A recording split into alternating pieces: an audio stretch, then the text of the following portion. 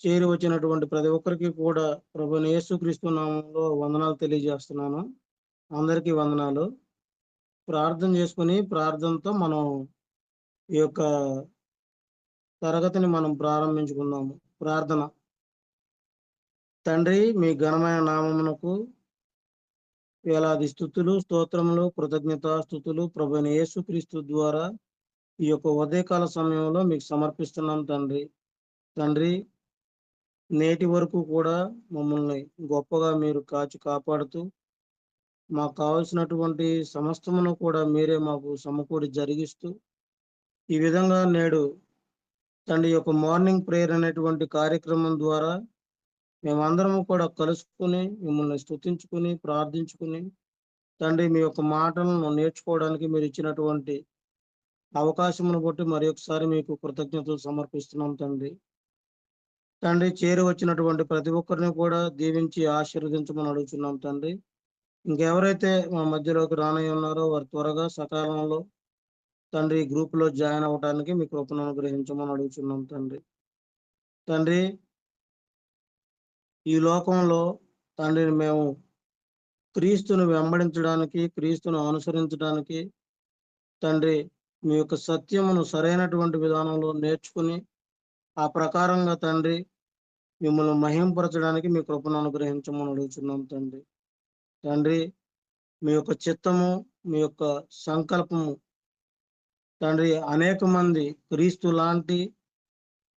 క్రీస్తు ద్వారా అనేక మంది కుమారులు కావాలనేటువంటి మీ యొక్క సంకల్పమును బట్టి మీకు ప్రార్థన చేయుచున్నాము.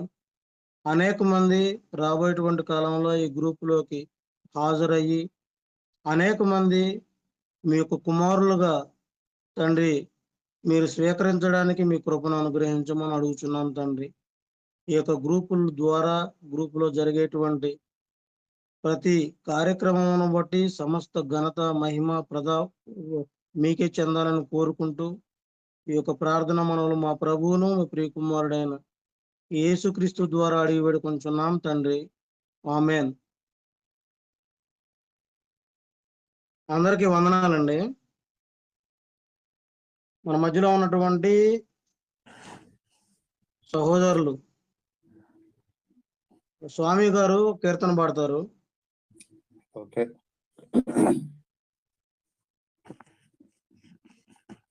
సరేనా? పాడమంటావు తమ్ముడు? పాడేసేయడమే, పాడమన్న తర్వాత. Okay okay okay. అలాగే తండ్రి అయిన దేవునికి కృతజ్ఞత స్తుతులు. కూడి వచ్చిన మీ అందరికీ యేసు ప్రభు నామములో వందనాలండి. ఉదయమునే లేచి మేము హృదయపూర్వకముగా స్తుతించేది మన పాట పాడి దేవునికి మహిమగా అందరూ పాడతాము. ఉదయమునే లేచి మేము హృదయపూర్వకముగా నిన్ను, ఉదయమునే లేచి మేము హృదయపూర్వకముగా నిన్ను స్తుతించెదము,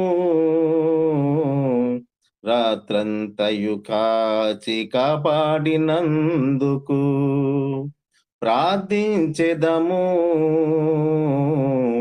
ఈ దినం నీ సహాయం కొరకు మా తండ్రి అనుదినం నీ రక్షణ సువార్త చాటెదం. మా తండ్రి అనుదినం నీ రక్షణ సువార్త చాటెదం. ఉదయమునే మేము హృదయపూర్వకముగా నిన్ను స్తుతించెదము, రాత్రంతయు కాచి కాపాడినందుకు ప్రార్థించెదము. ఈ దినం నీ సహాయం కొరకు మా తండ్రి అనుదినం నీ రక్షణ సువార్త చాటెదం. మా తండ్రి అనుదినం నీ రక్షణ సువార్త చాటెదం. ఉదయమునే లేచి మేము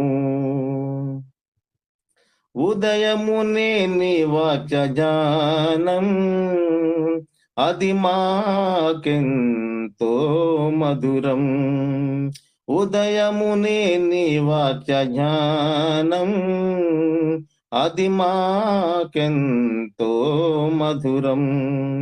ఉదయమునే నీ నామస్మరణం నీతిమంతులకు ఆశీర్వాదం.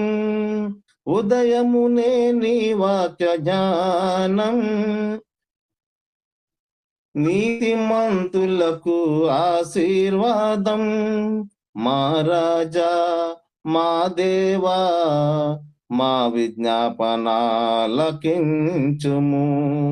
మా రాజా మా దేవా మా విజ్ఞాపనాలకించుము.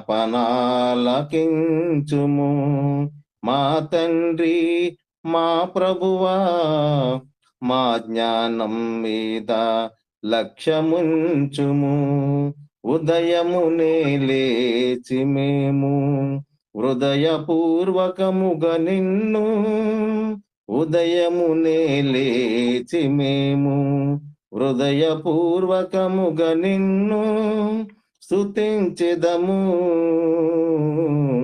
రాత్రంతయు కాచి కాపాడినందుకు ప్రార్థించెదము. ఈ దినం నీ సహాయం కొరకు మా తండ్రి అనుదినం నీ రక్షణ సువార్త చాటెదం. మా తండ్రి అనుదినం నీ రక్షణ సువార్త చాటెదం. ఉదయమునే లేచి మేము నిన్నటి వారమైనా నేడు బ్రతుకుండుట అది నీ కృపయే. మేము నిన్నటి వారమైనా నేడు బ్రతుకుందుట అది నీ కృపయే. నరులారా తిరిగి రండనుచు ఎందరునో నీవు పిలుచుచున్నావే. నరులారా తిరిగి రండనుచు ఎందరునో నీవు పిలుచుచున్నావే. మా తండ్రి మా ప్రభువా మా కాలగతులు నీ వశమే. మా తండ్రి మా దేవా మా కృతజ్ఞతాస్తుతులు నీకే.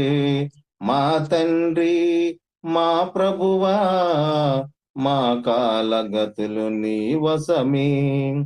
మా తండ్రి మా దేవా మా కృతజ్ఞతాస్తుతులు నీకే. ఉదయమునే లేచి మేము హృదయపూర్వకముగా నిన్ను ఉదయమునే లేచి మేము హృదయపూర్వకముగా నిన్ను స్తుతించెదము. రాత్రంతయు కాచి కాపాడినందుకు ప్రార్థించెదము. ఈ దినం నీ సహాయం కొరకు మా తండ్రి అనుదినం నీ రక్షణ సువార్త చాటెదం. మా తండ్రి అనుదినం నీ రక్షణ సువార్త చాటెదం. ఉదయమునే లేచి మేము దుష్టత్వమును చూచి ఆనందించు దేవుడు కావు.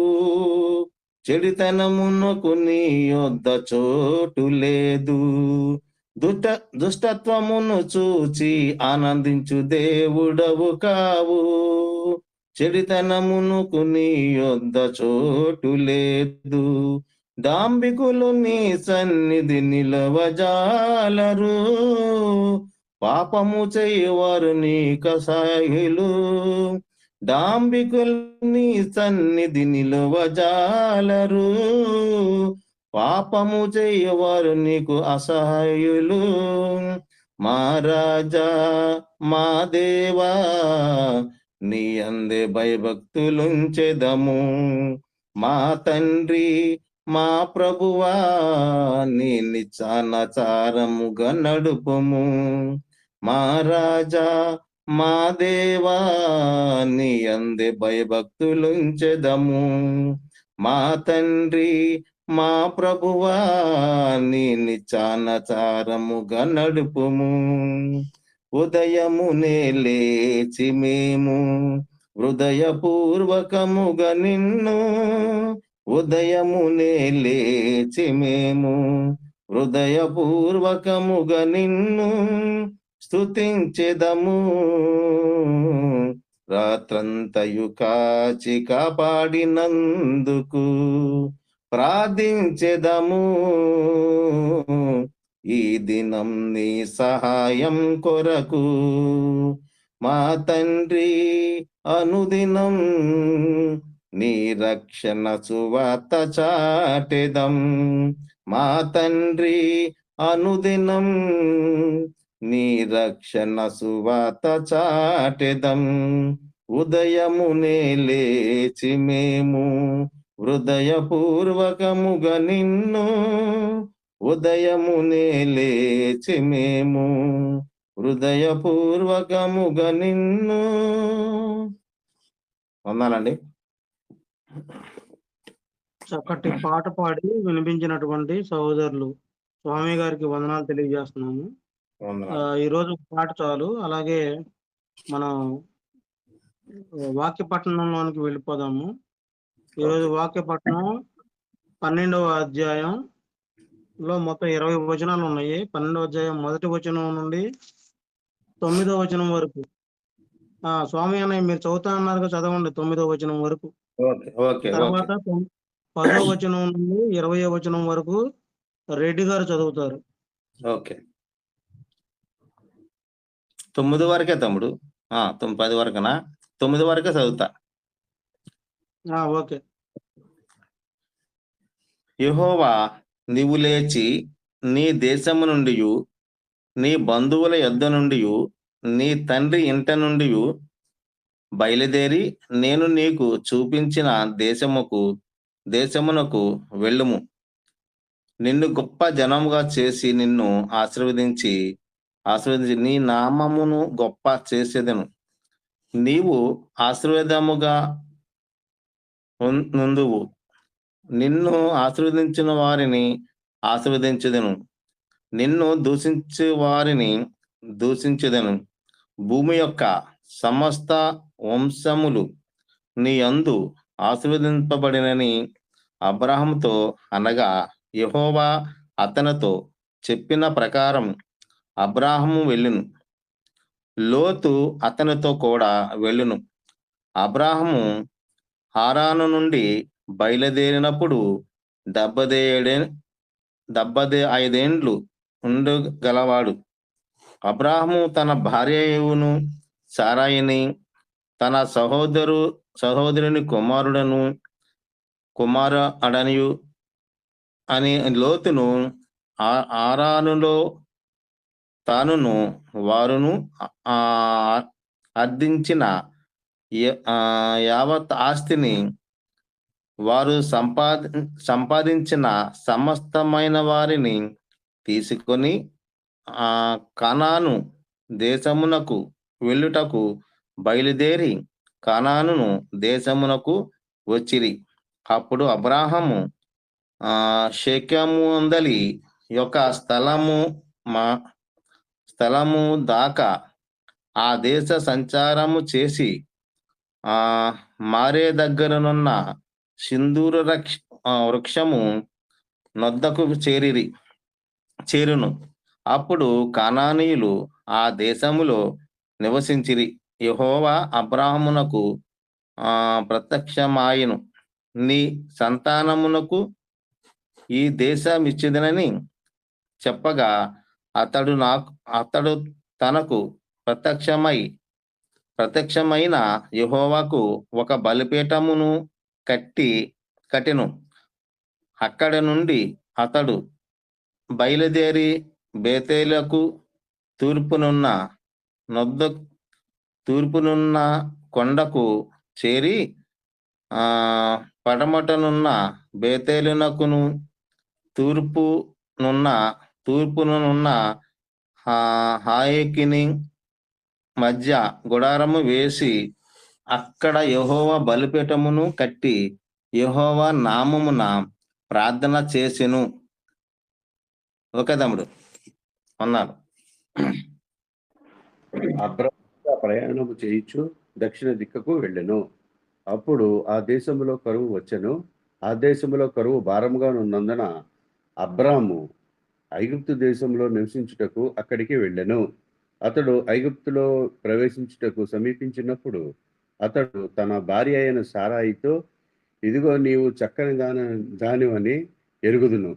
ఐగుప్తీయులు నిన్ను చూచి ఈమె అతని భార్య అని చెప్పి నన్ను చంపి నిన్ను బ్రతకనిచ్చెదరు.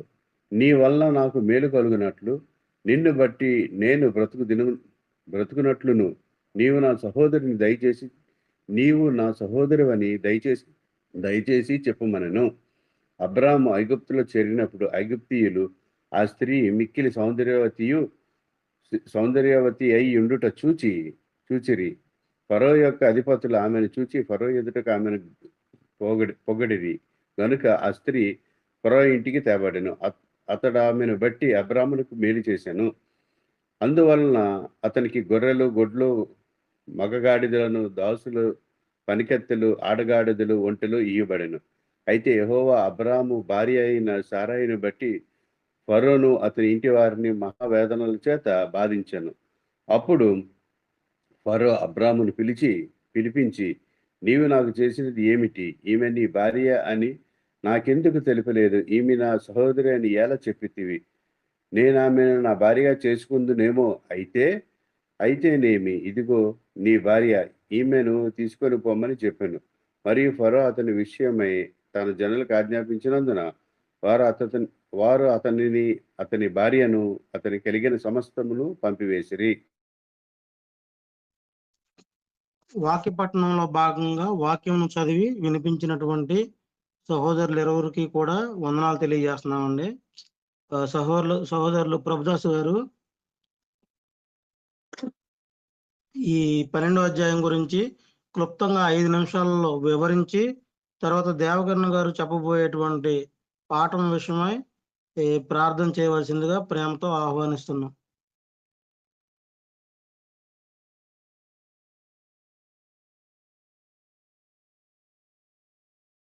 ప్రభుదాస్ అన్నయ్య మైక్ ఆన్ చేయండి.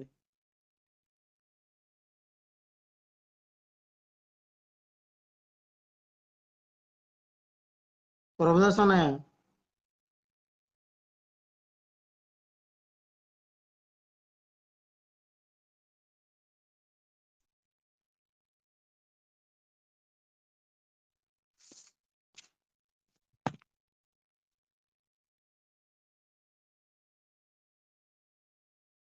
సరే, ప్రభుదాస్ అన్నయ్య లేనట్టున్నారు. మనం అయితే ఫర్దర్ గా వాక్య భాగంలోకి వెళ్ళిపోదాం. సహోదరులు దేవకర్ణ గారికి మనం ఉన్నా మరి మాట్లాడావు. అది ఆన్ అవట్లే ఒకసారి. సరే చెయ్యి. 5 minutes లో కంప్లీట్ చేసి సహోదరులకు ఇచ్చేయాలి సమయం. అలాగే ప్రార్థన కూడా చేయండి. ఓకే, అలాగే. మొదటిగా తండ్రి దేవునికి కృతజ్ఞతాస్తుతులండి. చేరి వచ్చిన మీ అందరికీ ప్రభువైన యేసుక్రీస్తు నామములో వందనాలు తెలియజేస్తున్నాను. ఆదికాండం 12వ అధ్యాయము చాలా ప్రాముఖ్యమైనటువంటి అధ్యాయం. తండ్రి దేవుని నిత్య సంకల్పంలో భాగంగా ఆయన ఉద్దేశాన్ని క్రీస్తు పట్ల నెరవేర్చే విషయంలో దేవుడు అబ్రహాము గారిని పిలిచినటువంటి సందర్భం. అబ్రహాము గారిని దేవుడు పిలిచినప్పుడు ఆయన ఎంత విధేయుడై ఎంతో గొప్ప విశ్వాసంతో మారు మాట్లాడకుండా తనకున్నటువంటి సమస్తాన్ని విడిచిపెట్టి మరి తాను ఎక్కడికి వెళ్లాలో తెలియక పోయినప్పటికీ దేవుని విశ్వాసం గలవాడై బయలుదేరి వచ్చినట్లుగా మనం చూస్తాం. ఆ తర్వాత ఆయన వచ్చిన తర్వాత ఆయన ప్రయాణంలో దేవుడు ఆయనకి తోడుగా ఉన్నాడు. ఆ తర్వాత అతని భార్య విషయంలో దేవుడు ఆయనకి న్యాయం చేశాడు. ఆ తర్వాత దేవుడు అతనికి మేలు చేసి ఆయనకి తోడుగా ఉన్నాడు.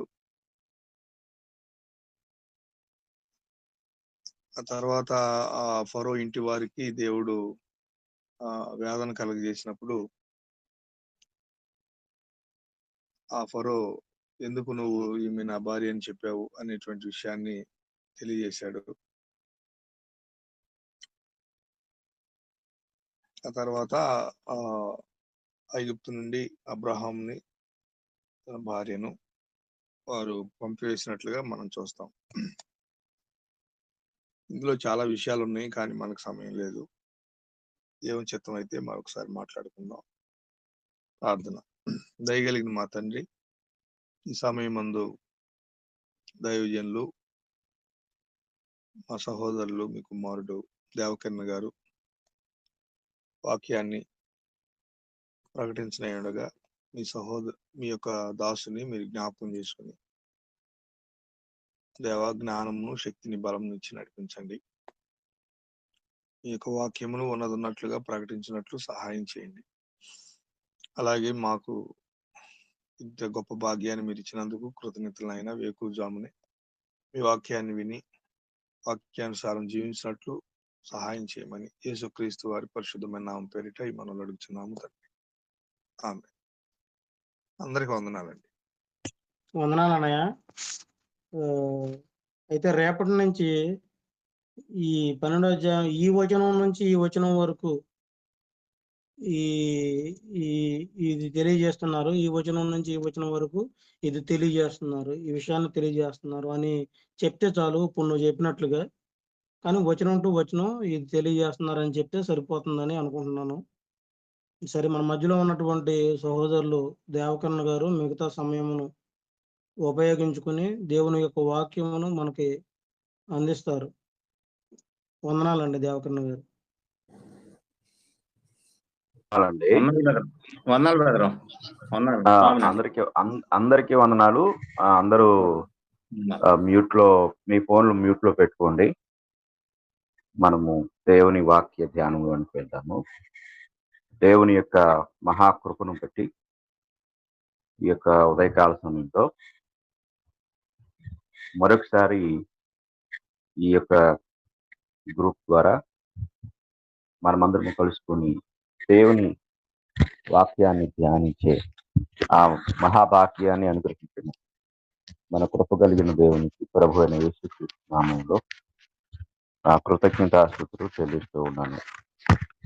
ఈరోజు మనము ప్రార్థన అనే అంశాన్ని ధ్యానించబోతున్నాం. ప్రార్థన క్రైస్తవ జీవితంలో అత్యంత ప్రాముఖ్యమైనది. దేవుడు మనకు అనుగ్రహించిన ఒక గొప్ప కృప ఏమిటంటే ప్రార్థన. కాబట్టి మనము ప్రార్థన గురించి ఈరోజు చాలా మందికి చాలా సందేహాలు ఉన్నాయి. ప్రార్థన విషయంలో చాలా మంది చాలా అపోహలు కూడా కలిగి ఉన్నారు. కనుక మనము ప్రార్థన అంటే ఏంటో ఈరోజు తెలుసుకున్నాం. ప్రార్థన అన్నమాట పాత నిబంధనలో హెబ్రీ భాషలో తెఫిల్లా అను హెబ్రీ మాట నుండి తర్జుమా చేయబడింది. తెఫిల్లా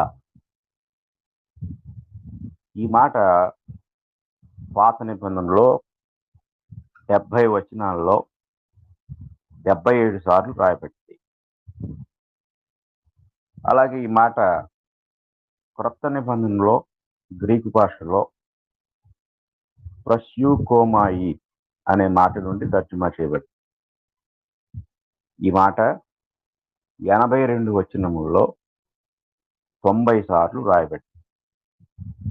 దీనిని ఈ హెబ్రీ నుండి అలాగే గ్రీకు నుండి ఇంగ్లీష్లోనికి తర్జుమా చేసినప్పుడు సప్లికేషన్, ప్రేయర్ అని ఇతర భాషల్లోనికి తర్జుమా చేశారు. మన తెలుగు భాషలో అయితే ప్రార్థన అనే మాట బైబిల్ గ్రంథం అంతటా కూడా ఉపయోగించబడింది. కాబట్టి ప్రార్థన అనేది మూల భాషల్లో ఇలా పిలువబడింది. పాత నిబంధనలోను, క్రొత్త నిబంధనలోను. మనము బైబిల్ని ధ్యానించేటప్పుడు లేక అధ్యయనం చేసేటప్పుడు మనము మూల భాషలో ఉన్న పదాలలో ఉన్న ఆ అర్థాలు లేక ఆ పేర్లు, వాటి అర్థాలను క్షుణ్ణంగా ధ్యానించినప్పుడు సంపూర్ణమైన సమాచారాన్ని దేవుని వాక్యం నుండి పొందగలం. ఆ తర్వాత తెలుగు భాషలోకి వచ్చేసరికి ప్రార్థనని పిలవటం జరిగింది. ప్రార్థనకు రిలేటివ్గా అంటే ప్రార్థనకు అనుబంధంగా కొన్ని పదాలు ప్రార్థన గురించి చెప్పబడ్డాయి. అది మొదటిగా మనము గమనించినట్లయితే ప్రార్థన అన్నారు. మొదటిగా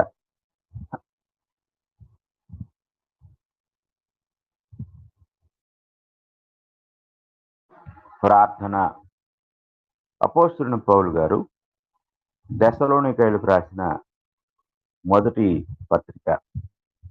అపోస్తలుడైన పౌలు దెస్సలోనికయులకు రాసిన మొదటి పత్రిక 5వ అధ్యాయము 25వ వచనాన్ని మనం చదువుకుంటే, సహోదరులారా మా కొరకు ప్రార్థన చేయుడి. ఇంగ్లీష్లో ప్రే ఫర్ us అనే మాట కనపడుతుంది. మా కొరకు ప్రార్థన చేయండి. ఇక్కడ ప్రార్థన అనే మాట మనకి కనపడుతుంది.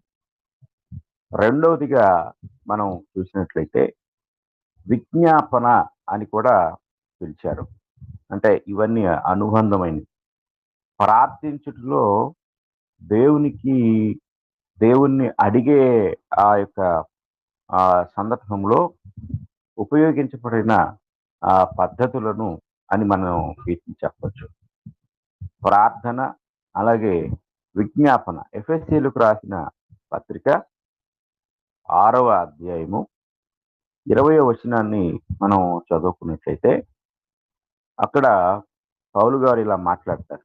దానిని గూర్చి నేను మాట్లాడవలసినట్టుగా ధైర్యముతో మాట్లాడుటకై వాక్శక్తి నాకు అనుగ్రహింపబడినట్లు నా నిమిత్తమును పూర్ణమైన పట్టుదలతో విజ్ఞాపన చేయుచు మెలకువగా ఉన్నది అంటే ప్రార్థన అలాగే విజ్ఞాపన. అంటే ప్రార్థనలో దేవుని అడిగే విధానాన్ని అక్కడ విజ్ఞాపన అని కూడా తెలియజేశారు. అంటే ప్రార్థన, విజ్ఞాపన.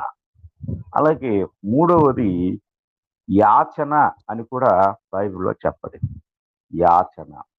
హెబ్రీ పత్రిక 5వ అధ్యాయము 7వ వచనాన్ని మనం చదువుకున్నప్పుడు ప్రభు అయిన యేసుక్రీస్తు వారిని గురించి ఇక్కడ పౌలు గారు రాస్తూ, శరీరధారి అయిన దినములలో మహారోదనముతోను కన్నీళ్లతోనూ తన్ను మరణము నుండి రక్షింపగలవానికి ప్రార్థనలను యాచనలను సమర్పించి అనే మాట అక్కడ కనపడుతుంది. ప్రార్థనలను యాచనలను, ప్రార్థన, విజ్ఞాపన, యాచన మూడు గురించి మనం తెలుసుకున్నాం. ఇక 4వ విషయాన్ని మనం ఆలోచించినట్లయితే ఇక్కడ కృతజ్ఞతాస్తుతులు అని కూడా మనకు చెప్పబడింది. కృతజ్ఞతాస్తుతులు. తిమోతి మొదటి పత్రిక 2వ అధ్యాయము 2వ వచనాన్ని మనం చదువుకుంటే అక్కడ పౌలు గారు రాజుల కొరకును అధికారులందరి కొరకును విజ్ఞాపనములను ప్రార్థనలను యాచనలను కృతజ్ఞతాస్తుతులను చేయవలనని హెచ్చరించుచున్నాను అంటాడు. అంటే ప్రార్థనలు, అలాగే 2 విజ్ఞాపన, 3 యాచన, 4 కృతజ్ఞతాస్తుతులు. ఇక ఐదవదిగా మనము చదువుకున్నట్లయితే ఈ మాట మనకి మొదటి రాజులు అంటే పాత నిబంధనలోకి వచ్చేసరికి మొదటి రాజులు గ్రంథము 8వ అధ్యాయము 28వ వచనాన్ని మనం చదువుకున్నప్పుడు అక్కడ సొలొమోను యొక్క ప్రార్థన మనకి కనపడుతుంది. అయినను యెహోవా నా దేవా, నీ దాసుడునైన నా ప్రార్థనను విన్నపమును అంగీకరించి అంటాడు. ఇక్కడ ఏముంటుంది? ప్రార్థనతో పాటే ఉందంటే విన్నపము. అలాగే అక్కడే 33వ వచనాన్ని కూడా మనం చదువుకున్నప్పుడు, మరియు ఇశ్రాయేలీయులకు నీ జనులు నీకు విరోధముగా పాపము చేయుట చేత తమ శత్రువుల ఎదుట మొత్తబడినప్పుడు వారు నీ తట్టు తిరిగి నీ నామమును ఒప్పుకొని ఈ మందిరముందు నిన్ను గూర్చి ప్రార్థనా విన్నపములు చేయునప్పుడెల్లా అంటాడు. ఇక్కడ కూడా ప్రార్థనతో పాటు విన్నపము కూడా ఉంటుంది. ఇక క్రొత్త నిబంధనలోకి వచ్చినట్లయితే క్రొత్త నిబంధనలో ఫిలిప్పీలకు రాసిన పత్రిక నుండి 4వ అధ్యాయము, ఫిలిప్పీలకు రాసిన పత్రిక 4వ అధ్యాయము 6వ వచనాన్ని మనం చదువుకున్నప్పుడు అక్కడ ఇలా ఉంటుంది. దేనిని గూర్చి చింతపడకుడి గాని ప్రతి విషయంలోనూ ప్రార్థనా విజ్ఞాపనముల చేత కృతజ్ఞతాపూర్వకముగా మీ విన్నపములు దేవునికి తెలియచేయండి. ఇది ప్రార్థనతో పాటు మనము దేవునికి చేసేవి ఇవి. ప్రార్థన ఓన్లీ అంటే ప్రార్థన మాత్రమే చేయొచ్చు. అలాగే ప్రార్థనలో విజ్ఞాపన, అలాగే ప్రార్థనలో యాచన, ప్రార్థనలో కృతజ్ఞతాస్తుతులు, ప్రార్థనలో విన్నపములు, ఇవన్నీ కూడా బైబిల్ గ్రంథం మనకి తెలియజేస్తుంది. సాధారణంగా కొంతమందికి ప్రార్థన మాత్రమే తెలుసు, విజ్ఞాపన అంటే ఏంటో తెలియదు, యాచన అంటే ఏంటో తెలియదు, కృతజ్ఞతాస్తుతులు అంటే ఏంటో తెలియదు, విన్నపములు అంటే ఏంటో కూడా తెలియదు.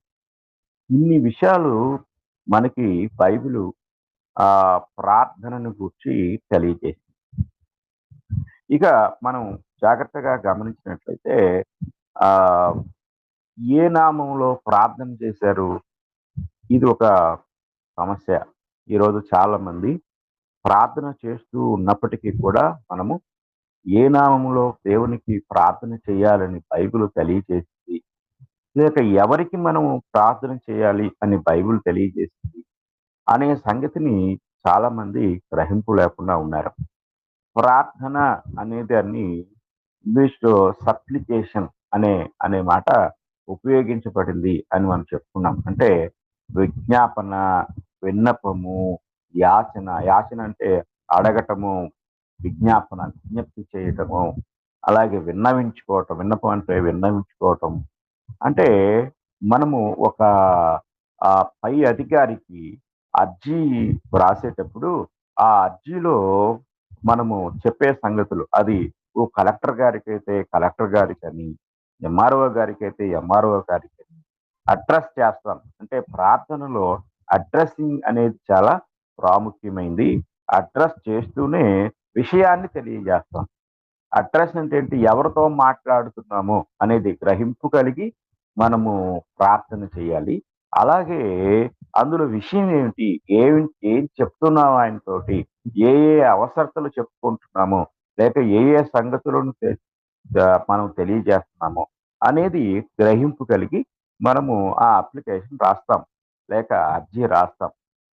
ఆ తర్వాత దాన్ని కింద మనము మన యొక్క సంతకం పెట్టి ఇట్లు తమ విధేయులను లేకపోతే ఫలానా అను రాసి కింద ఎవరైతే ఆ పై విషయాలన్నీ తెలియజేస్తున్నారో వారి సంతకం.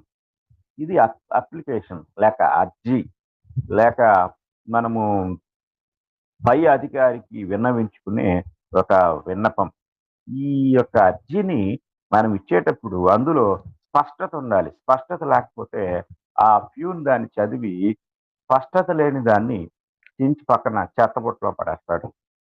ఇది మనము జాగ్రత్తగా గమనించాలి. ఇది అందరికీ తెలిసిన విషయమే. అందుకే కొంతమంది దానిని బాగా తెలిసిన వారి చేత విలేకరుల చేత అంటే దస్తా నోట్లు అంటే ప్రామిసరీ నోట్లు అవి రాసేవాళ్ళు.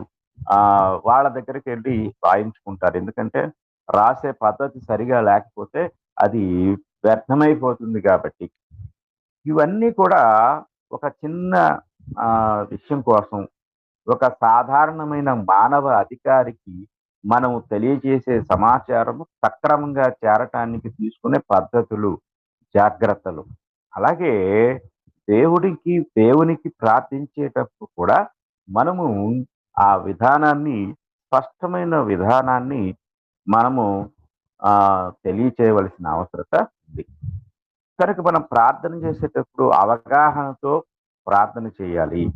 కొంతమంది అంటే చిన్నప్పుడు నేను వినేవాడిని. కొంతమంది ఏం చేసేవాళ్ళంటే, అయ్యా ఈ వచ్చి రాని ప్రార్థన అంగీకరించు అని చెప్పేసి ప్రార్థన అంతా చేసి చెప్తూ ఉండేవారు.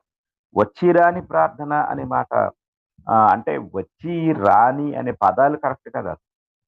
కనుక మనం ప్రార్థించేటప్పుడు ఒక అధికారికి అర్జీ ఇచ్చేటప్పుడు ఎంత జాగ్రత్త తీసుకుంటామో, అలాగే దేవునికి అంటే సర్వోన్నతుడైన దేవునికి, ఈ అధికారులకే అధికారి అయిన దేవునికి మనము ప్రార్థన చేస్తున్నాము. ఈ అర్జీ, ఈ అప్లికేషను కూడా ఎంతో జాగ్రత్తగా అవగాహన కలిగి మనము ఆయనకి విన్నవించుకోవాల్సిన అవసరత ఎంతైనా ఉంది. కనుక ముందుగా పాత నిబంధనలో మనము గమనించినట్లయితే, పాత నిబంధనలో ఈ యొక్క ప్రార్థన మనము ఆలోచించినప్పుడు మొట్టమొదటిగా ఆదికాండము 4వ అధ్యాయము మనము పరిశీలించితే, ఆ 4వ అధ్యాయం చివరి వచనంలో మొట్టమొదటిగా మనకు ఈ మాట కనపడుతుంది. మరియు షేతునకు కూడా కుమారుడు పుట్టెను, అతనికి ఎనోషను పేరు పెట్టెను. అప్పుడు యెహోవా నామమున ప్రార్థన చేయుట ఆరంభమైనది. పాత నిబంధనలో ప్రార్థన ఏ నామంలో చేశారు అనేది మనం ఆలోచిస్తే, పాత నిబంధనలో ప్రార్థన యెహోవా నామమున ప్రార్థన చేయటము ప్రారంభమైనది అని మనకు బైబిల్ చెప్తా ఉంది. అలాగే అదే ఆదికాండంలో 12వ అధ్యాయము 8వ వచనాన్ని మనం చదువుకున్నప్పుడు, అక్కడ నుండి అతడు బయలుదేరి బేతేలుకు తూర్పుననున్న కొండకు చేరి, పడమటనున్న బేతేలునకును తూర్పుననున్న హాయికిని మధ్యను గుడారం వేసి, అక్కడ యెహోవాకు బలిపీఠమును కట్టి యెహోవా నామమున ప్రార్థన చేసెను అని మనకు కనపడుతుంది. అక్కడ కూడా అబ్రహాం గారు యెహోవా నామమున ప్రార్థన చేసినట్టుగా మనకు ఎంతో స్పష్టంగా బైబిల్ తెలియజేస్తా ఉంది. అలాగే మరొక వచనాన్ని మనం చూస్తే, ఆదికాండము 26వ అధ్యాయంలోనే ఇంకొక వచనం అనగా 25వ వచనాన్ని మనం చూసినప్పుడు, అక్కడ అతడు ఒక బలిపీఠము కట్టించి యెహోవా నామమున ప్రార్థన చేసి అక్కడ తన గుడారము వేసెను. కనుక ఇస్సాకును గురించి తెలియజేస్తూ, ఇస్సాకు అక్కడ బలిపీఠము కట్టి యెహోవా నామమున ప్రార్థన చేసినట్లుగా మనకు తెలియచేయబడతా ఉంది. అలాగే యోవేలు గ్రంథం కూడా మనం చదువుకుందాం. యోవేలు గ్రంథము 2వ అధ్యాయం, యోవేలు గ్రంథం 2వ అధ్యాయము 32వ వచనాన్ని మనం చదువుకున్నట్లయితే, యెహోవా సెలవిచ్చినట్లు సీయోను కొండ మీదను యెరూషలేములోను తప్పించుకున్న వారందరూ శేషించిన వారిలో యెహోవా పిలుచువారు కనబడుదురు. ఆ దినమున యెహోవా నామమును బట్టి ఆయనకు ప్రార్థన చేయు వారందరూ రక్షింపబడుదురు. ఇక్కడ కూడా యెహోవా నామము బట్టి అనే మాట మనకు కనపడుతుంది. ఇలాగా పాత నిబంధన అంతట్లో కూడా యెహోవా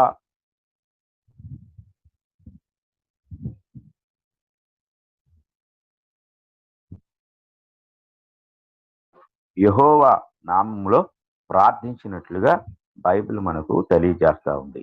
కనుక మనము ఏ నామంలో ప్రార్థన చేయుట అనేది మనకు చాలా ప్రాముఖ్యమైన విషయమైంది.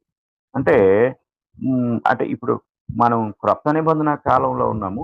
క్రొత్త నిబంధనలో కాలంలో ఉన్న మనము కూడా ఎవరికి లేక ఏ నామంలో ప్రార్థన చేయాలి అనేది చాలా ప్రాముఖ్యమైన విషయమై ఉంది.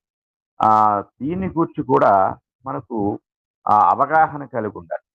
కాబట్టి పాత పాత నిబంధనలో వారు ఏ విధంగా ప్రార్థన చేశారు, తర్వాత వారు ఏ నామంలో ప్రార్థన చేశారు అనేది మనకు చాలా అత్యంత ప్రాముఖ్యమైన విషయం. కనుక దీని పట్ల మనకు అంటే ముందు పాత నిబంధనలో ఉన్న విషయాల పట్ల అవగాహన, అలాగే క్రొత్త నిబంధనలో ఉన్న విషయాల పట్ల కూడా మనకు అవగాహన కలిగి ఉండాలి. అంటే మనం బైబిల్ని నేర్చుకుంటున్నాం కాబట్టి వీటి పట్ల మనకు అవగాహన చాలా ప్రాముఖ్యమైన విషయమై ఉంది. ఈ అవగాహన లేకపోతే ప్రార్థన విషయంలో మనము పొరపాటు పడే అవకాశం ఉంది. కనుక మనం అవగాహన కలిగి ఉండాలి. ఎవరికి ప్రార్థన చేస్తున్నాం అనే దాని పట్ల అవగాహన కలిగి ఉండాలి. ఏ నామంలో ప్రార్థన చేస్తున్నాము అనే దాని పట్ల కూడా మనకు ఒక అవగాహన కలిగి లేకపోతే మనం పొరపాటు పడే అవకాశం ఉంది. కనుక పాత నిబంధనలో మరి పితరులు లేక ఇశ్రాయేలీలు ఎలాగ ప్రార్థన చేశారు, ఎవరికి ప్రార్థన చేశారు అనే దాని పట్ల మనము స్పష్టమైన అవగాహన కలిగిన వారమై ఆ విషయాలను గుర్చిన గ్రహింపు మనము కలిగి ఉండవలసిన వారమై ఉన్నాం.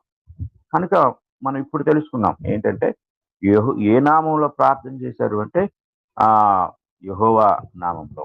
వారు బలిపీఠం కట్టారు, బలి అర్పించారు. ఎవరికి అంటే యెహోవాకు వారు బలిపీఠం కట్టారు, యెహోవా నామములో ప్రార్థన చేశారు. అలాగే యెహోవా నామములోనే యెహోవాకే వారు ప్రార్థించినట్లుగా కూడా మనం చూడగలం. 116వ కీర్తన మనము ఒకసారి చదువుకున్నట్లయితే 116వ కీర్తనలో అక్కడ దావీదు మహారాజు ఆ కీర్తన తెలియజేస్తూ 116వ కీర్తనలో ఆయన ఒక విషయాన్ని తెలియజేస్తారు. మనం చదువుకున్నాము. 116వ కీర్తన 116వ కీర్తన 17వ వచనాన్ని మనం చదువుకున్నాం.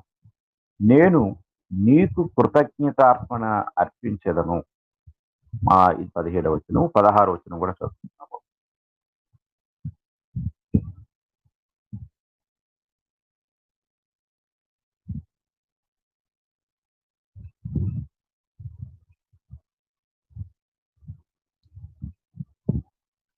పన్నెండవ వచనం చదువుకుందామండి. ఇక్కడ కొంచెం క్లియర్ గా కనపడుతుంది.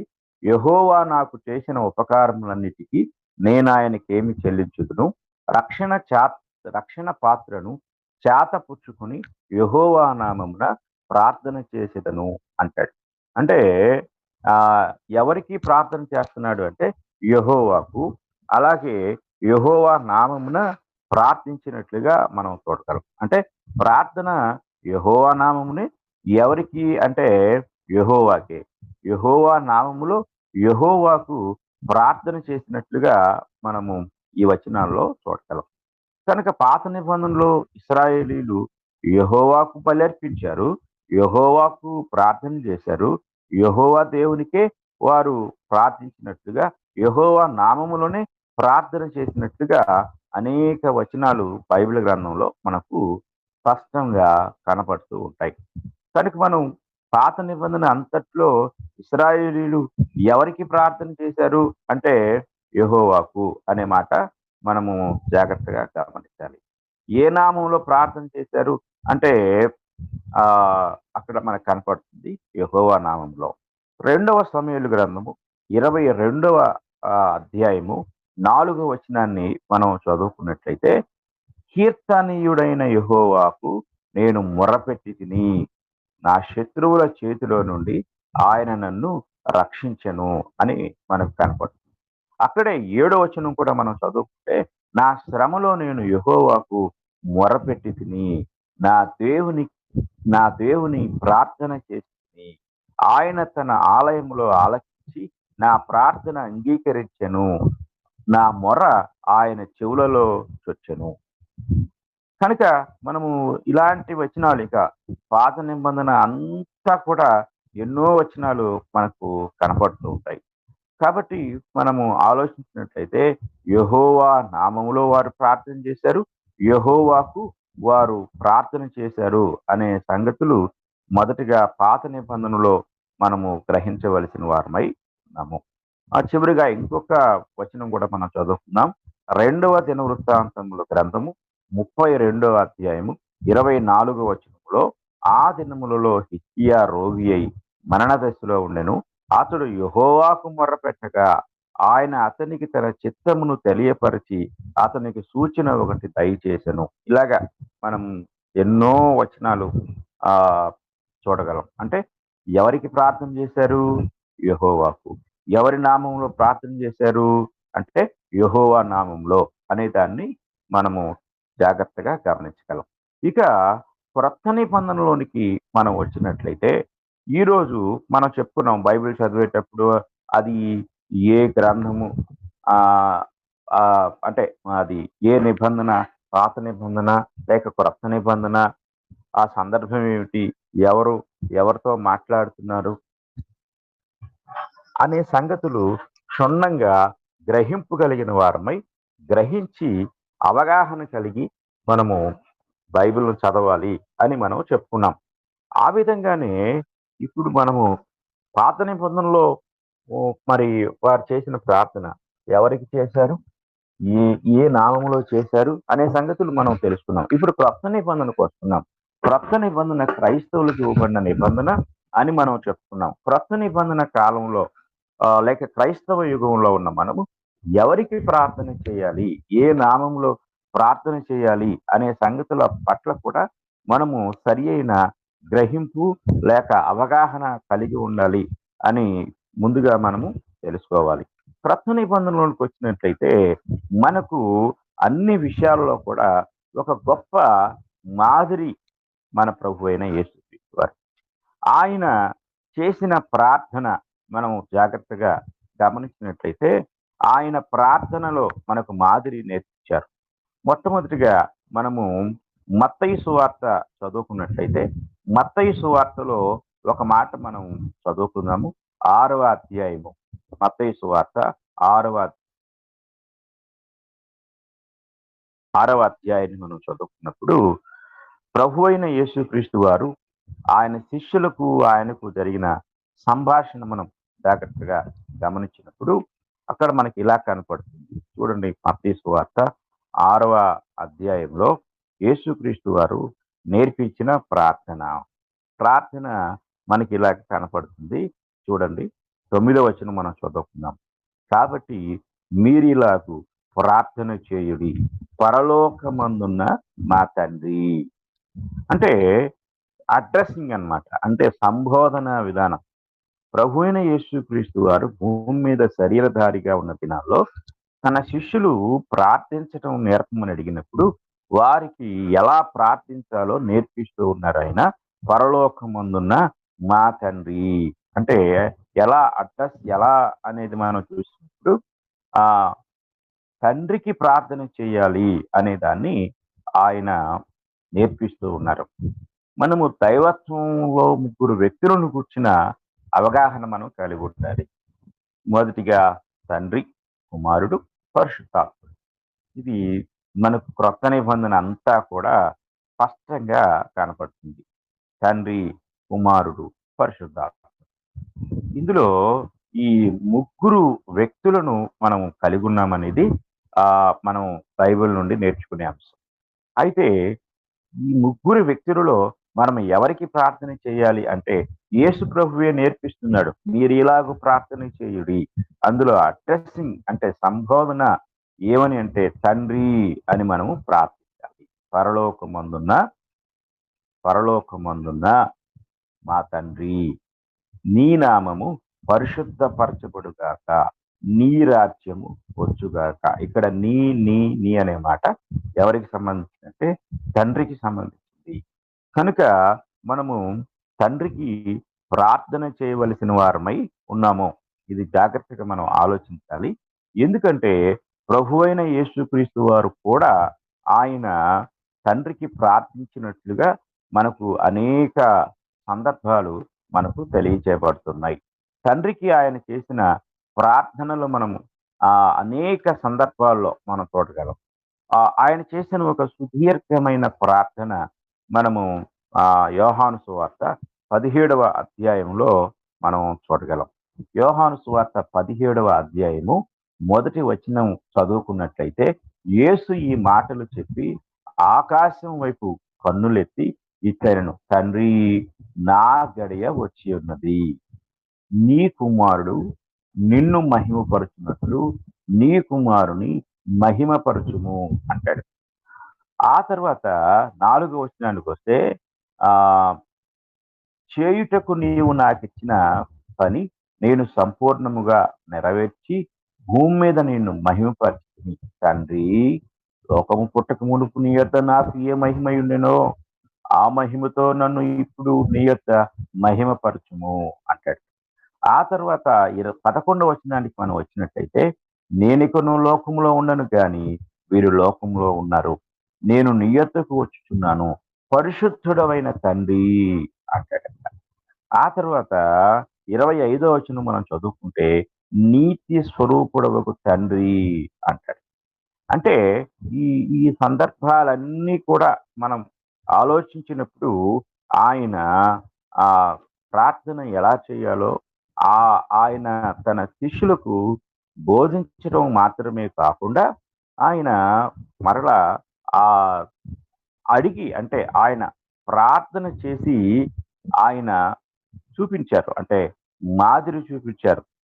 మాదిరి చూపించి అంటే ఎలా ప్రార్థించాలో ఆయన మరి శిష్యులకు ప్రార్థన చేసి మరీ చూపించినట్లుగా కూడా మనము చూడగలం. కనుక మనం ఇవన్నీ ఆలోచన చేసినట్లయితే యేసుక్రీస్తు వారు ప్రార్థన ఎలా చేయాలో ఆయన నేర్పించారు. కనుక మనం ఆలోచించినప్పుడు అలాగే ఏ నామములో మనం ప్రార్థించాలి అని అడిగినప్పుడు యోహాను సువార్త 16వ అధ్యాయము 23వ వచనంలో ఇలా మనకు కనపడుతుంది. యోహాను సువార్త 16వ అధ్యాయము 23వ వచనం, ఆ దినమున మీరు దేని గూర్చియు నన్ను అడుగరు, మీరు తండ్రిని నా పేరట ఏమి అడిగినను ఆయన మీకు అనుగ్రహించునని మీతో నిశ్చయముగా చెప్పుచున్నాను. ఇప్పుడు ఆ ప్రభు వారు సజీవంగా ఉన్న దినాల్లో వారు ఆయన్ని అడిగారు, అనగా శిష్యులు ఆయన్ని అడిగారు. కానీ ఇక్కడ ప్రభు అంటున్నాడు, ఇక్కడ మీరు నన్ను అడగరు, ఇప్పుడు డైరెక్ట్ గా నన్ను అడిగినట్లుగా, మీరు తండ్రిని నా పేరట ఏమి అడిగినను, నా పేరట అంటే నా నామంలో, ఇది మనం గమనించాలి. ఇక్కడ మనము ఆలోచించినట్లయితే ఆ తర్వాత 26వ వచనం కూడా మనం చూస్తే, ఆ దినమందు మీరు నా పేరట అడుగుదురు గాని నీ విషయమై నేను తండ్రిని వేడుకొందునని మీతో చెప్పుటలేదు. అంటే ఈ వచనంలో నా పేరట అడుగుదురు అంటున్నాడు. అంటే యేసుక్రీస్తు పేరట మనము అడగవలసిన వారమై ఉన్నాము. యేసుక్రీస్తు పేరట అనగా యేసుక్రీస్తు నామంలో, ఇంగ్లీష్ లో in the name of Jesus Christ అనే మాట ఉపయోగించబడింది. అనగా యేసుక్రీస్తు నామములో, యేసుక్రీస్తు పేరట, యేసుక్రీస్తులో ఆయన పేరును బట్టి ఇవన్నీ కూడా మనకు అర్థాలు వస్తాయి. మనకు తెలుసు, జనరల్ గా అందరం కూడా యేసుక్రీస్తు నామంలో అడుగుచున్నాము తండ్రి అని ప్రతి ఒక్కరూ ప్రార్థన చేస్తూ ఉంటారు. కనుక మనము క్రొత్త నిబంధనలోకి వచ్చేసరికి, క్రొత్త నిబంధనలో మనం ప్రార్థించవలసిన విధానాన్ని మనం క్రొత్త నిబంధనలో మనము తండ్రికి ప్రార్థన చేయాలి. యేసుక్రీస్తు వారు కూడా ఈ లోకంలో ఉన్నప్పుడు ఆయన అనేక సార్లు తండ్రికి ప్రార్థించిన సంఘటనలు, ప్రార్థించిన సందర్భాలు మనము అనేక సార్లు మనం చూడగలం. ఆయా సందర్భాల్లో ఆయన తండ్రికి ప్రార్థించాడు. లాజరుని సమాధిలో నుండి బయటికి పిలిచినప్పుడు ఆయన తండ్రిని ప్రార్థించాడు ముందుగానే.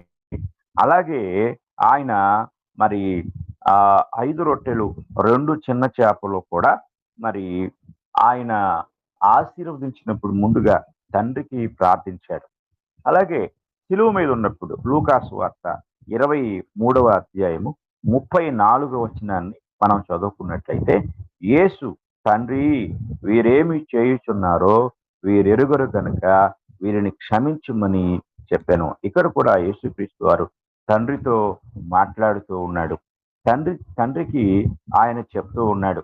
అలాగే చివరిగా 46వ వచనం చూస్తే, అంటే ఆయన శిలువ మీద ఉన్న సంఘటన, చివరి సంఘటన, అప్పుడు యేసు గొప్ప శబ్దముతో కేక వేసి, తండ్రి ఈ చేతికి నా ఆత్మను అప్పగించుకొనుచున్నానను.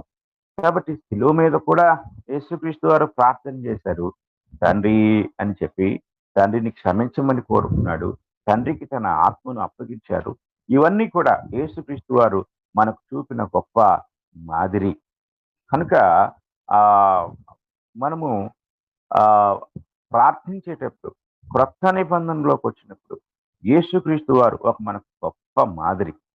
యేసుక్రీస్తు వారు ఆ గొప్ప మాదిరిని మనకు తెలియచేశారు. కనుక ఆయన చేసిన మాదిరి చొప్పున మనము తండ్రికి ప్రార్థన చేయవలను. అలాగే యేసుక్రీస్తు నామములో ప్రార్థన చేయాలి అనే సంగతిని మనం జ్ఞాపకం చేసుకోవాలి. అపోస్తలుడైన పౌలు గారు కొలస్సీయులకు రాసిన పత్రిక 3వ అధ్యాయము 17వ వచనాన్ని మనం చదువుకున్నట్లయితే అక్కడ ఇలాగ రాయబడి ఉంది. అపోస్తలుడైన పౌలు గారు కొలస్సీయులకు రాసిన పత్రిక 3వ అధ్యాయం 17వ వచనం, మరియు మాట చేత గాని క్రియ చేత గాని మీరేమి చేసినను ప్రభువైన యేసు ద్వారా తండ్రి అయిన దేవునికి, చూడండి ఇక్కడ ప్రభువైన యేసు ద్వారా అనగా ఆయన నామము ద్వారా, ఆయన ద్వారా తండ్రి అయిన దేవునికి కృతజ్ఞతాస్తుతులు చెల్లించుచు సమస్తమును ఆయన పేరట చేయుడి. ఆయన పేరట అనగా ఆయన నామములో చేయుడి అనగా క్రొత్త నిబంధన కాలంలో ఉన్న క్రైస్తవులు ఎవరికి ప్రార్థన చేయాలి? సూటిగా గ్రహింపు కలిగి స్పష్టముగా తండ్రికి ప్రార్థన చేయాలి. కొంతమంది యేసు ప్రభువుకు ప్రార్థన చేస్తూ ఉంటారు. యేసు ప్రభువా మా కోసం నువ్వు మరణించావు, యేసు ప్రభువా మా కోసం ప్రాణం పెట్టావు, మా కోసం జన్మించావు, లేక మా కోసం వచ్చావు అని యేసు ప్రభువుకు ప్రార్థన చేస్తూ ఉంటారు. యేసు ప్రభువే చెప్పారు ఎవరికి ప్రార్థన చేయాలో అని. నాకు ప్రార్థన చేయండి అని యేసు ప్రభు చెప్పలేదు, కానీ ఆయన తండ్రికి ప్రార్థన చేయమని చెప్పటమే మాత్రమే కాకుండా తండ్రికి ఆయన అనేక సందర్భాల్లో ప్రార్థన చేశారు. కనుక మనము జాగ్రత్తగా గమనించవలసిన వారమై ఉన్నాం. కాబట్టి తండ్రికి ప్రార్థన చేసిన సందర్భాలను మనము జ్ఞాపకం చేసుకోవాలి. ఆయనే స్వయంగా తండ్రికి ప్రార్థించినట్లుగా కూడా మనము అనేక సందర్భాల్లో ఉన్న విషయాలను గ్రహింపు కలిగి ఉండాలి. కనుక పాత నిబంధనలో యెహోవాకు ప్రార్థన చేశారు, యెహోవా నామములో ప్రార్థన చేశారు. క్రొత్త నిబంధనలో తండ్రికి మనం ప్రార్థన చేయాలి. అలాగే యెహోవా యేసుక్రీస్తు ఆ నామములో మనము ప్రార్థన చేయాలి. కనుక మనం చాలా జాగ్రత్తగా గమనించాలి. కనుక ఈ మత్తయి సువార్త మొదట చదువుకున్న మత్తయి సువార్త 6వ అధ్యాయంలో యేసుక్రీస్తు వారు తన శిష్యులకు ఒక మాదిరి ప్రార్థన నేర్పిస్తూ ఉన్నారు. ఆ మాదిరి ప్రార్థనలో ఎన్నోసార్లు ఈ మాట ఆయన ఉపయోగించారు. 6వ వచనం మనం చూసినప్పుడు, ఆ మత్తయి సువార్త 6వ అధ్యాయం 6వ వచనం మనం చూసినప్పుడు, నీవు ప్రార్థన చేయునప్పుడు నీ గదిలోనికి వెళ్ళి తలుపు వేసి రహస్యమందున్న నీ తండ్రికి ప్రార్థన చేయము అన్నాడు. అప్పుడు రహస్యమందు చూచు నీ తండ్రి నీకు ప్రతిఫలం ఇచ్చును అని కూడా ఆయన తెలియజేశారు. అలాగే 8వ వచనానికి వస్తే, మీరు మీ తండ్రిని అడుగక మునిపే మీకు అక్కరగా ఉన్నవేవో ఆయనకు తెలియను అని కూడా ప్రభువారు తెలియజేశారు. అలాగే ఇంకా మనం చదువుకున్నప్పుడు 17వ వచనానికి వస్తే, ఉపవాసం చేయుచున్నట్టు మనుషులకు కనబడవలనని కాక రహస్యమందున్న నీ తండ్రికే కనబడవలనని అని కూడా అక్కడ యేసు ప్రభు వారు సంబోధించారు. అంటే తండ్రి కుమారుల మధ్య జరిగే సంభాషణ ఈ లోకంలో అత్యున్నతమైనది. తండ్రి కుమారుల యొక్క రిలేషన్ చాలా ప్రాముఖ్యమైంది. ఆయన మన తండ్రి కనుక తండ్రి తన కుమారుల పట్ల కలిగి ఉన్న బాధ్యత చాలా ప్రాముఖ్యమైంది. తండ్రిని అడిగే హక్కు కుమారులకు మాత్రమే ఉంటుంది. కనుక మనకు క్రైస్తవులుగా మనకు ఆయన ఒక గొప్ప భాగ్యాన్ని అనుగ్రహించారు. అదేమిటంటే గలతీయులకు రాసిన పత్రిక 4వ అధ్యాయం మనం చదువుకున్నట్లయితే గలతీయులకు రాసిన పత్రిక 4వ అధ్యాయము 4వ వచనాన్ని మనం చదువుకున్నప్పుడు అక్కడ ఇలా రాయబడి ఉంటుంది. అయితే కాలము పరిపూర్ణమైనప్పుడు దేవుడు తన కుమారుని పంపెను. ఆయన స్త్రీ యందు పుట్టి మనము దత్తపుత్రులము కావాలనని ధర్మశాస్త్రమునకు లోబడి ఉన్న వారిని విమోచించుటకై ధర్మశాస్త్రమునకు లోబడిన వాడాయను. మరియు మీరు కుమారులై ఉన్నందున నాయనా తండ్రి అను మొర్రపెట్టు తన కుమారుని ఆత్మను దేవుడు మన హృదయంలోనికి పంపెను. కాబట్టి నీవిక దాసుడవు కావు, కుమారుడవే. కుమారుడవైతే దేవుని ద్వారా వారసుడవు. మనము వారసులము, మనము హక్కుదారులము. మన తండ్రి ఆస్తికి, మన తండ్రి దగ్గరనున్న ప్రతి ఆశీర్వాదానికి మనం హక్కుదారులం, మనం కుమారులం. కాబట్టి కుమారులమైన మనము తండ్రి అని ప్రార్థించే ఆ హక్కును దేవుడు మనకు అనుగ్రహించాడు. తండ్రికి మనం ప్రార్థన చేయాలి. అయితే ఇందులో ప్రాముఖ్యమైనది యేసుక్రీస్తు ద్వారా, యేసుక్రీస్తు నామములో, యేసుక్రీస్తు పేరట మాత్రమే ఆ ప్రార్థన చేయాలి. ఒకవేళ చివరలో మనము యేసుక్రీస్తు నామాన్ని ఉపయోగించకపోతే, ఒప్పుకోకపోతే, యేసుక్రీస్తు నామము ద్వారా అడుగుతున్నామనే మాట మనం ఉచ్చరించకపోతే పై అప్లికేషన్ మొత్తం కూడా వ్యర్థమైపోతుంది. ఆ అప్లికేషన్ ఆయనకు చేరదు. ఎందుకంటే ఆయన కుమారుని గణపరచున్నట్లుగా సర్వాధికారాన్ని కుమారునికి అనుగ్రహించి ఉన్నారు. కనుక కుమారుని ఒప్పుకునేవాడే, కుమారుని అంగీకరించేవాడే తండ్రిని అంగీకరించేవాడు.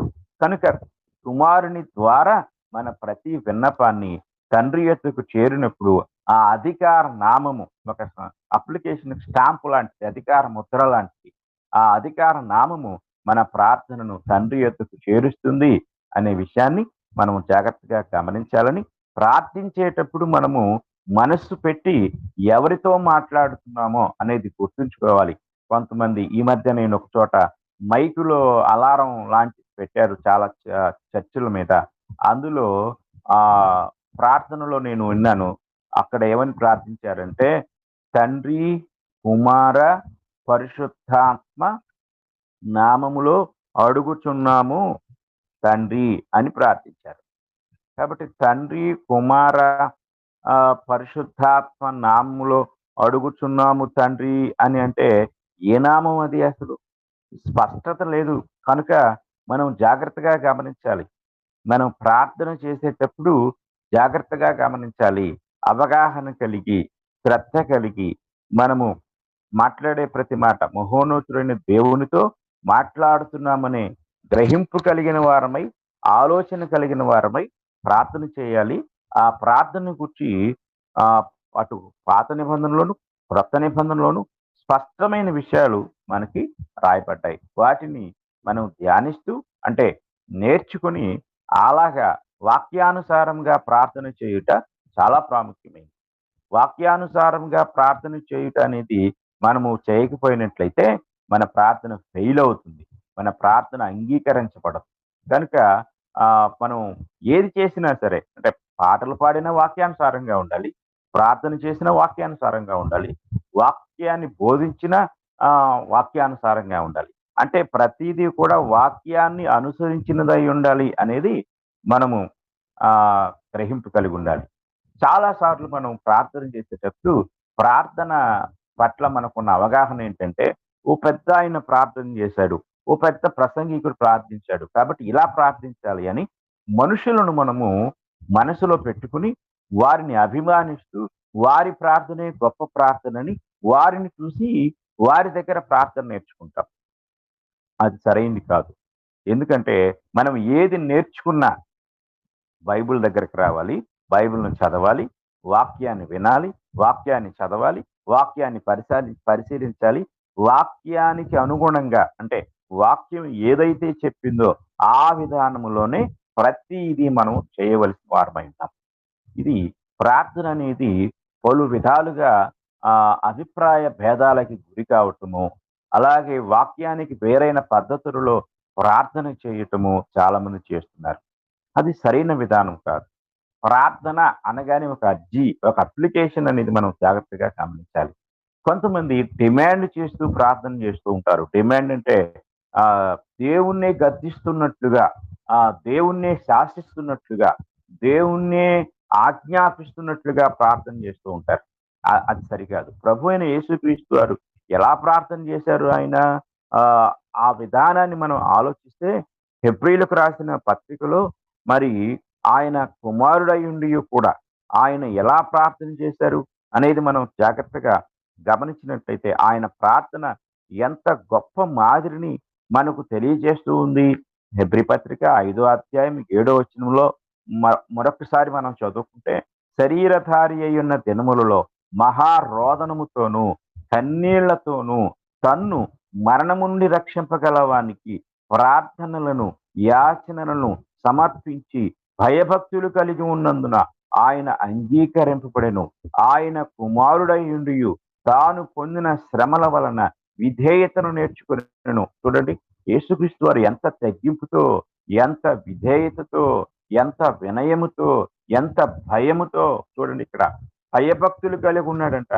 ఆ భయభక్తులు కలిగి రోదనముతో కన్నీళ్లతో దేవునికి ప్రార్థన చేశారంట. అంటే వినయముతో ప్రార్థించారు, విధేయతతో ప్రార్థించారు, కానీ ఆయన శాసించల.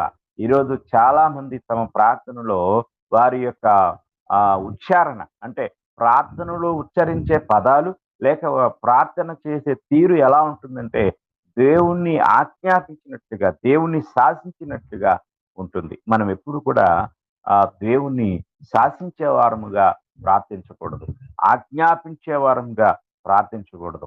మనము దేవుని యొక్క సన్నిధిలో మనం చేసే ప్రార్థన ఇదిగో ఇలా ఉండాలి. మనం ఆయన బతిమాలుకోవాలి, ఆయన్ను అడగాలి. ప్రభువా, లేక తండ్రి, చాలాసార్లు ఈ రెండు పదాలు కూడా గమనించాలి. ప్రభువా, తండ్రి. కొంతమంది ప్రార్థించేటప్పుడు ప్రభువా అంటూ ఉంటారు. మనకు ప్రభు ఒక్కడే, ఆయన యేసుక్రీస్తు వారు. కనుక మనం ఆ యొక్క ప్రార్థించేటప్పుడు ప్రభువా అన్నామంటే మరలా ఎవరిని జ్ఞాపకం చేసుకుంటున్నామంటే యేసుక్రీస్తు వారిని. తండ్రి అంటే తండ్రి అయిన దేవుని. కనుక మనము ప్రార్థించేటప్పుడు అంటే పలికే పదాలు కూడా మనము స్పష్టమైన అవగాహన కలిగి, జాగ్రత్త కలిగి ప్రతి పదము లేక ప్రతి మాట ఉచ్చరించాలి. ఎందుకంటే ఇది చిన్న విషయం కాదు. ఒక కలెక్టర్కో, ఒక ఎమ్మెల్యేకో, ఒక సీఎం గారికో మనము అర్జీ పెట్టేటప్పుడు ఎన్ని జాగ్రత్తలు తీసుకుంటాం. అలాంటిది ఒక మహోన్నతుడైన దేవుడు, సృష్టికర్త అయిన దేవునికి అర్జీ పెడుతున్నాము, విన్నవించుకుంటున్నాము, విజ్ఞాపన చేస్తున్నాము. మరి ఇంకెంత జాగ్రత్త తీసుకోవాలి, ఇంకెంత జాగ్రత్త కలిగి మనం మాట్లాడాలి. అనాలోచితంగా ఏది పలకకూడదు అని కూడా యేసు ప్రభు వారు మరి మత్తయి సువార్తలో తెలియజేశారు. అనాలోచితంగా కాదు, ఆలోచనాపూర్వకంగా జాగ్రత్తగా మన ప్రతి మాటను కూడా మనము వాక్యానుసారంగా ప్రార్థించాలి అని నేను మీకు తెలియజేస్తూ, ఈనాటి ప్రార్థన అనే అంశానికి సంబంధించిన సంగతులు మనము ఇంతవరకు ధ్యానించాము. ఇంతవరకు విన్న మీ అందరికీ కూడా నా హృదయపూర్వకమైన వందనములు తెలియజేస్తూ ఉన్నాను. వందనాలు సార్. మీరు ప్రార్థన చేసి ముగించండి, తర్వాత మనం మాట్లాడుకుందాం. పరిశుద్ధుడైన తండ్రి, మీ పరిశుద్ధ నామమును స్తుతులు, స్తోత్రములు, కృతజ్ఞతలు తెలియజేస్తున్నాము. తండ్రి, మీరు మాకు మీ వాక్యం ద్వారా అనుగ్రహించిన విధానమును బట్టి మీకు స్తోత్రములు. మీ మహాకృపను బట్టి ఇంతవరకు కొన్ని సంగతులు ప్రార్థనను గురించి మేము తెలుసుకొనుటకు మీరు చూపిన కృపను బట్టి మీకు స్తోత్రములు చెల్లిస్తున్నాను. దయగలిగిన దేవా, తండ్రి, కనికరించండి. ఈ సంగతులను మేము అవగాహన కలిగిన వారమై, గ్రహింపు కలిగిన వారమై, వాక్యానుసారమైన విధానములో తండ్రి మీ కృప మాకు అనుగ్రహించమని, అలాగే నేర్చుకునే భాగ్యాన్ని నాకు దయచేయమని వేడుకుంటున్నాం. ఈ గ్రూప్లో ఇలాగ మేము కూడి మీ యొక్క వాక్యాన్ని ధ్యానించే భాగ్యాన్ని ఈ సమయంలో మాకు ఇచ్చినందుకు మీకు స్తోత్రాలు. దయగలిగిన దేవా, తండ్రి, కనికరించండి. మీ కృప, మీ సహాయం, మీ జ్ఞానం మాకు అనుగ్రహించండి. మేము ప్రతి విషయాన్ని శ్రద్ధగా మా సొంత మాటలు కాక వాక్యానుసారంగా నేర్చుకునే విధానం ప్రతి ఒక్కరికి దయచేయమని, విన్న సంగతులు మా సహోదరుల హృదయాల్లో మీరు ఫలింప చేయమని తండ్రి, అందును గూర్చి వారు తండ్రి స్వయంగా ధ్యానించి పరిచరించి రూఢిపరుచుకునే బాధ్యత దయచేయమని ఈ ప్రార్థన మా ప్రభు అయిన యేసుక్రీస్తు వారి పరిశుద్ధ నామములో అడిగి వేడుకుంటున్నాం తండ్రి. ఆమేన్. వందనాలు బ్రదర్. వందనాలు సార్. ఇప్పుడు చెప్పబడినటువంటి పాటలంతటిలో కూడా ఏమైనా సందేహాలు ఉంటే సహోదరుని అడగొచ్చు మీరు. సరే, ఇది ఈ పాఠం ఈ రోజుతో కంప్లీట్ లేకుంటే రేపు కూడా ఉందా? దేవకర్ణ గారు, యా, ఈ రోజుతో అంటే కంప్లీట్ ఇప్పుడు మీరు మాట్లాడే దాన్ని బట్టి ఏమైనా సందేహాలు ఉంటే నేను రేపు చెప్తాను. అంటే అది ఇంకా ఎక్కువ విస్తరించి మాట్లాడాలంటే రేపు మాట్లాడతాను. లేదు అంటే నెక్స్ట్ టాపిక్ లోకి మనం వెళ్దాం. సార్ చెప్పండి. గ్రూప్ లో ఉన్నటువంటి వాళ్ళు ఎవరన్నా మీకు ఏమైనా సందేహాలు ఉన్నట్లయితే అడగొచ్చు సహోదరుని. ఇప్పుడే రెడ్డి గారు, మీకు ఏమైనా సందేహం? ఏమీ లేదయ్యా. స్వామి గారు అయ్యో లేదు, బాగానే ఉంది. అంటే తండ్రికి ప్రార్థన చేయాలి యేసుప్రభు ద్వారాగా, అంతేగా అంశం. అంతేనండి. ఈనాడు కొత్త నిబంధన కాలంలో ఉన్నటువంటి ప్రతి వ్యక్తి కూడా యేసుక్రీస్తు ద్వారా తండ్రికి చేయాలని సహోదరులు చెప్పారు ఇప్పుడు. ఓకే, అంతా బాగుందండి వేరే గారు, ఇబ్బంది ఏమి లేదు, చాలా బాగుంది. దాదాపు 20 అధ్యాయులు చెప్పారు సుమారు, రాసుకున్నాను. సరే, వందనాలు వేరే, చాలా సంతోషం అయ్యారా. Okay okay. అలాగే సార్, క్రీస్తుకు ప్రార్థన చేసేటువంటి విషయమే కూడా మీరు తెలియజేయాలని కోరుకుంటున్నానండి. కొన్ని సందర్భాలు క్రీస్తుకు చేసినట్లుగా స్టెఫన్ గారు అలా రేపటి రోజున అవి కూడా తెలియజేయాలని కోరుకుంటున్నాను. క్రీస్తుకు ప్రార్థన ఇప్పుడు చేస్తున్నటువంటి వారి గురించి ఇప్పుడు ఎక్కువ శాతం మంది మీరు మధ్యలో మాట్లాడారు. ఈరోజు క్రీస్తుకే ప్రార్థన చేస్తున్నారు అన్న మాట మీరు మధ్యలో మాట్లాడారు. ఆ విధమైనటువంటి ప్రార్థన బైబిల్లో ఎవరైనా చేశారా? చేస్తే అప్పుడు సందర్భం ఏంటి, ఇప్పుడు ఎలాగో అనేది. ఓకే ఓకే ఓకే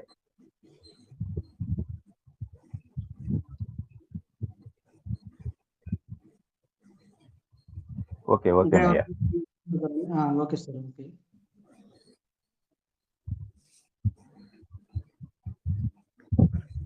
సరే తమ్ముడు, దాకర్ గారికి ఏదో పని ఉందన్నారుగా, ఆయన సందేహం ఉంటే అడగండి. ఈ చెప్పిన టాపిక్ లో ఏదైనా సందేహం ఉంటే అడగండి. లేదు మేడం, చాలా బాగుంది. ప్రార్థన అంటే ఎలా నేర్చుకోవాలని దాని మీద చెప్పింది బాగుంది. వచనాలు అధ్యాయంతో సహా చేశారు, చాలా బాగుంది.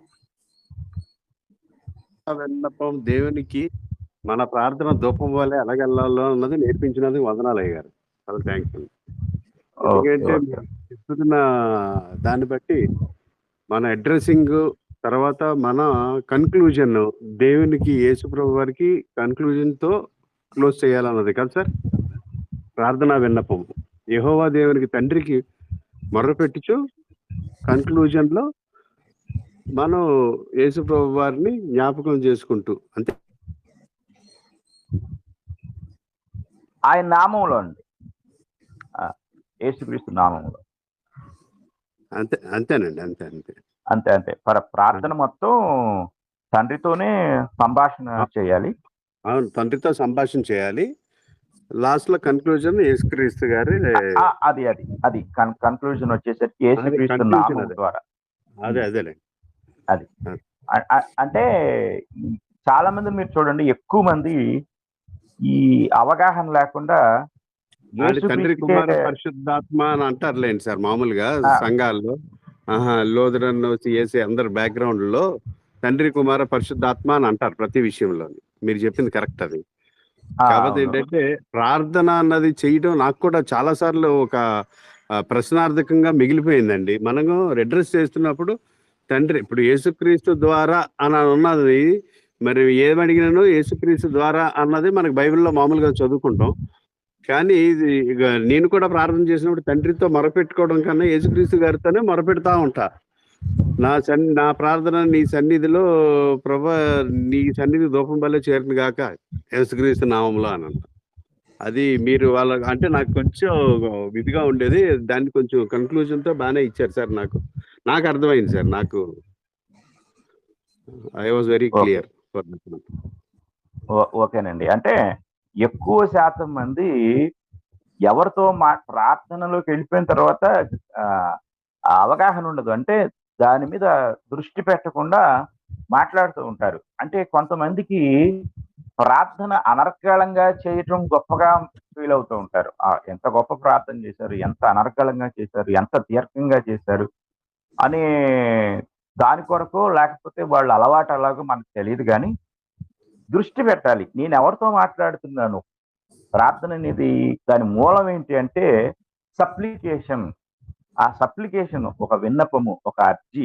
మనం ఎవరికి విన్నవించుకుంటున్నాము ఆ వ్యక్తిని మనం ముందు ఫోకస్ చేయాలి. అడ్రస్ చేసేటప్పుడు కొంతమంది మా ప్రార్థన చేస్తూ చేస్తూ పరిశుద్ధాత్మ దేవా మా మీదకి దిగిరా అంటే నువ్వు స్టార్ట్ చేసేటప్పుడు ఒకళ్ళ పేరు చెప్తారు, మధ్యలోకి వచ్చేసరికి కొంచెం ఉన్న తర్వాత యేసయ్యా నా కోసం ఎంత త్యాగం చేశావంటారు.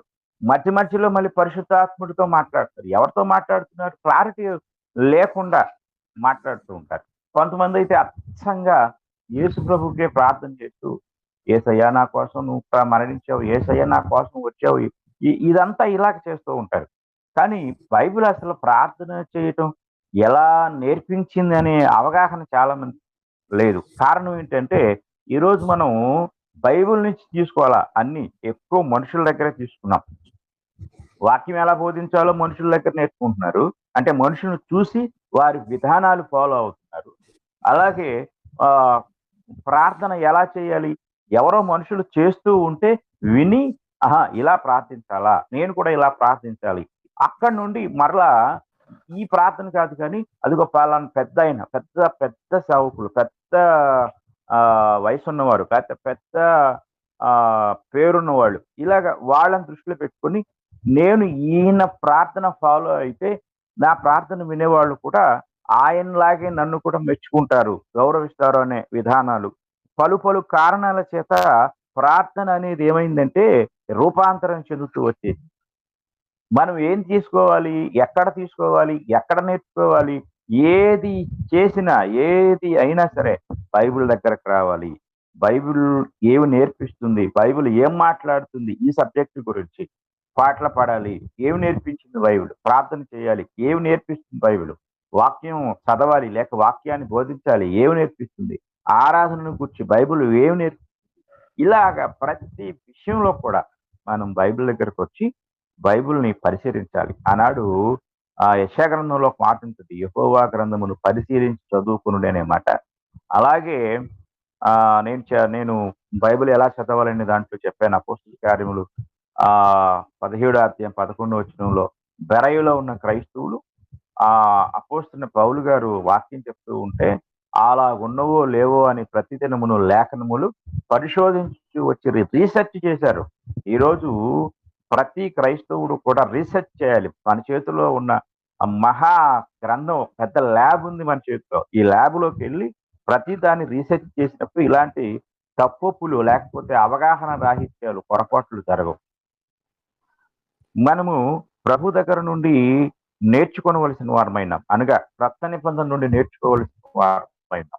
అందుకే దీన్ని అపోస్తలుల బోధ, ప్రభు బోధ, క్రొత్త నిబంధన బోధ అనే మాటలు ఉపయోగించబడ్డాయి. ఇది మనం జాగ్రత్తగా గమనించాలి. అక్కడికి వచ్చి అలాగ నేర్చుకోవాలి. ప్రతి విషయం కూడా ముందుగా ప్రార్థన పట్ల స్పష్టమైన అవగాహన కలిగి ఉండాలి.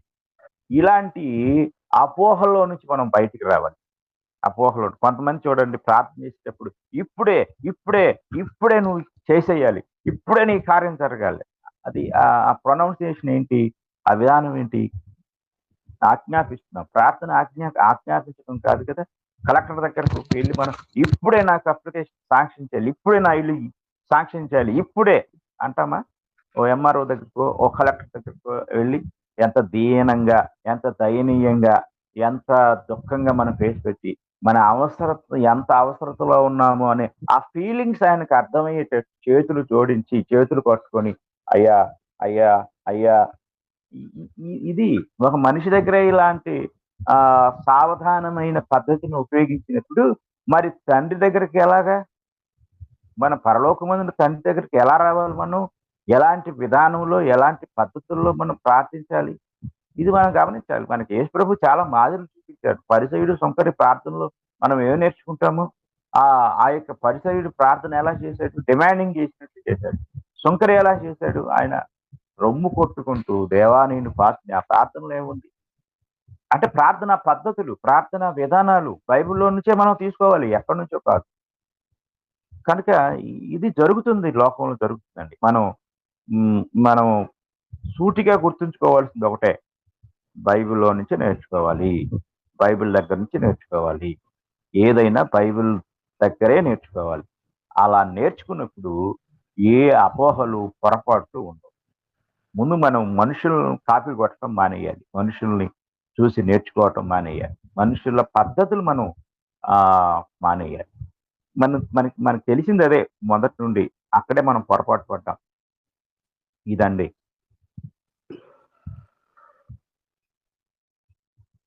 అయ్యా నేను వేరే వాళ్ళు చెప్పండి. అయ్యా మామూలుగా నేను మొన్న అనుకున్నాను బైబిల్ చదవడం ఎలాగో అన్నది చెప్పాడు ఆయన. ప్రార్థన కూడా చెప్తే ప్రార్థన గురించి కూడా ఒకసారి మాట్లాడితే బాగుంటది కదా అని శనివారం నాడు అనుకున్నాను నేను. అనుకుని నిన్న ఆదివారం చెప్దామని నిన్న మార్నింగే నేను ఫోన్ చేసి ఆయన అడిగా, ఏంటంటే ఇవాళ ఆదివారం ప్రేయర్ లేదండి అని అన్నాడు. అరే ఈ సబ్జెక్ట్ చెప్దామన్న, ప్రార్థన గురించి కూడా ఒకసారి మాట్లాడితే బాగుంటది కదా సార్ అని చెప్దామని ఇంకా ఆయన వాళ్ళు లేదన్నప్పుడు ఫోన్ పెట్టేశాను ఇంకా. కానీ దేవుడు నాకు ఈ రోజున అది దయచేశాడు. థ్యాంక్ యూ అండి. Okay okay, thank you sir. నిజంగానండి, సో ఆదివారం నాడు మార్నింగే సహోదరులు ఫోన్ చేశారు, ఈ రోజు క్లాస్ లేదండి అని ఫోన్ చేశారు. ఇంకా స్టార్ట్ చేయలేదండి, ఈ రోజు లేదండి, సండే రోజు మరలా తిరిగి రేపేనండి, సోమవారం అని చెప్పాను. నాకు చాలా హ్యాపీగా ఉందండి, నిజంగా నేను చాలా సంతోషపడుతున్నాను. ఈ రోజు చెప్పబడినటువంటి, ఈ రోజు వరకు జరిగినటువంటి ఈ కార్యక్రమం ద్వారా జరిగినటువంటి అంతటిని బట్టి నేను చాలా సంతోషపడుతున్నానండి. ఓకే ఓకే ఓకే, అందరికీ వందనాలు. Thank you. వందనాలండి, వందనాలు. సరే, క్లోజ్ చేస్తున్నాను. ఇంకెవరైనా ఏమైనా మాట్లాడుతున్నారు?